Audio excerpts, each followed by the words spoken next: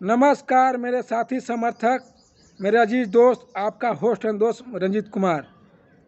Video के माध्यम से बिहार के मुख्यमंत्री विकास पुरुष सुशासन बाबू कहे जाने वाले श्री नीतीश कुमार जी को मैं चुनौती देने जा रहा हूं। दोस्तों, मेरा गांव जाखिम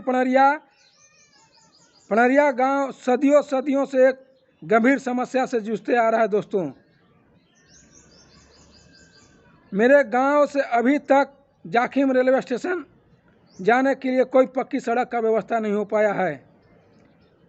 हमारा गांव सदियों से रेलवे ट्रैक नदी नाला होकर के गुजर रहा है और जाने अनजाने में रेलवे दुर्घटना का शिकार होते रहे हैं।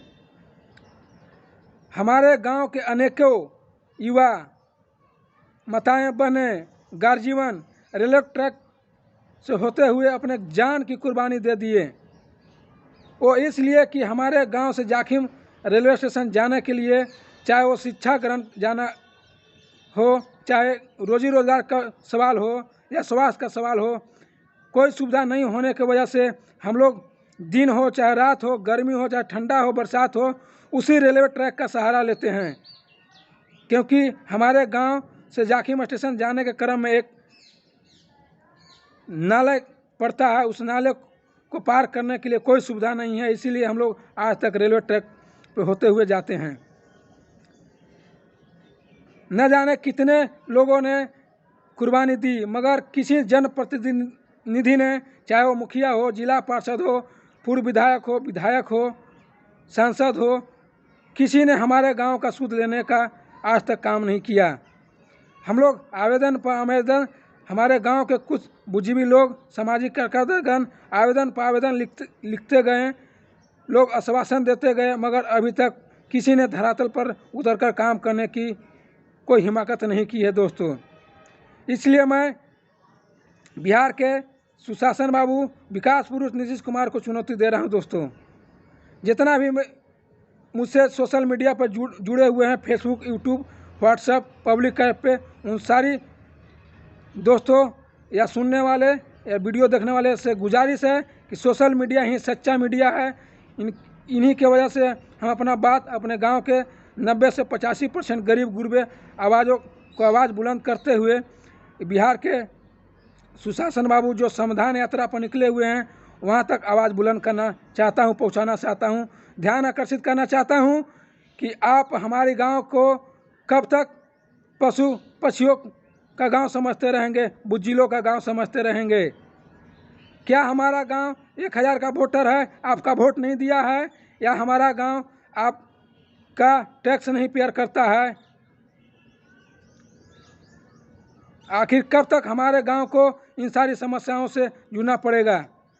क्या हम लोग जिस परिस्थिति से, जिस कठिनाई से शिक्षा ग्रहण किए हैं, रोजी रोजगार के लिए बाहर आना पड़ता है, स्वास्थ्य के लिए कठिनाइयों का सामना करना पड़ता है, कब तक?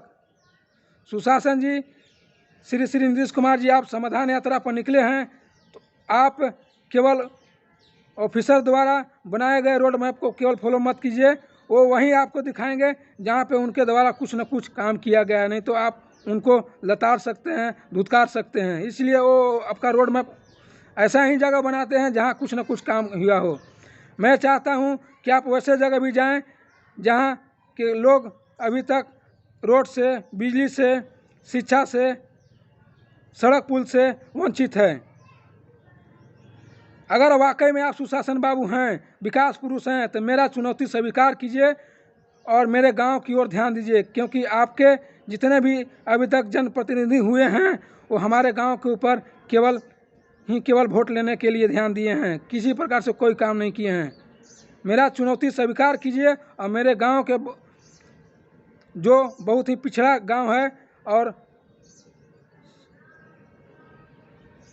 चौमुखी विकास से दूर है, अगर मेरे गांव में यहां तक रोड हो जाता है तो हम लोग को बहुत ही सुविधा होगी।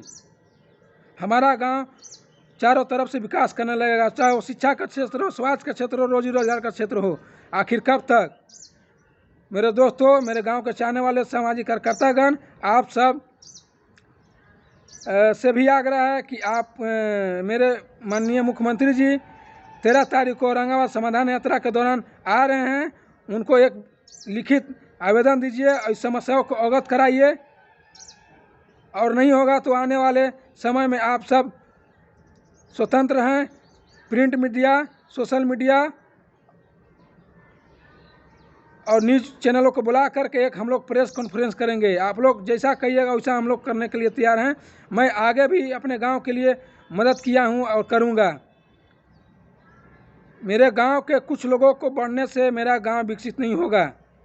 मेरे गांव को बढ़ाना है तो वहाँ पे 85 से 90% जो लोग गरीब गुरबे हैं, वंचित हैं, जो शिक्षा से दूर रहते हैं,